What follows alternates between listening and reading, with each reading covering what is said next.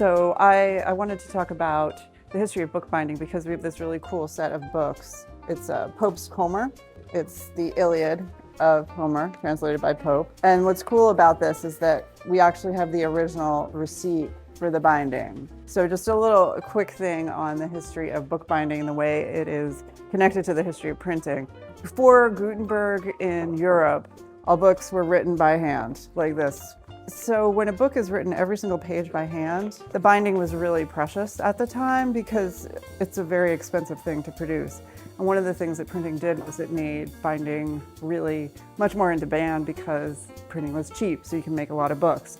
In the hand press period up to 1800, booksellers did not bind books. They would just sell you a book and you come out of the bookstore with something like these guys.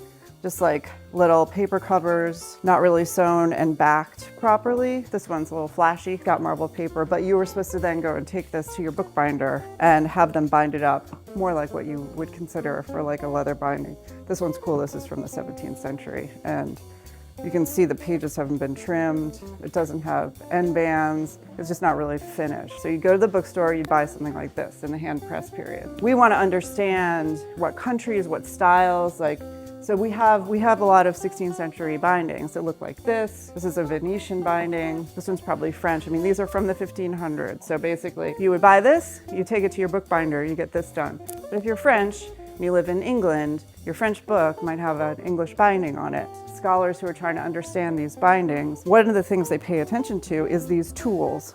These tools here. I brought one in.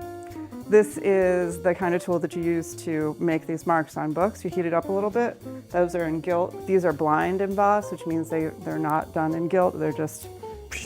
But the thing is that all these marks are made by physical objects, like this one, and they're unique. You can actually trace down the studio, the bookshop that did it. There's a database of books from the 1400s. It's a German database, and it's traced by these tools. So they're used in combination, really, as like a fingerprint. So in the case of our books, this set of Pope's Homer, we have this receipt that says September 7th, 1721, Pope's in folio, 6 volumes, and he's got how much money he charged for it, written by the bookbinder. But then you can also see, we have these unique tools here, just like my little guy.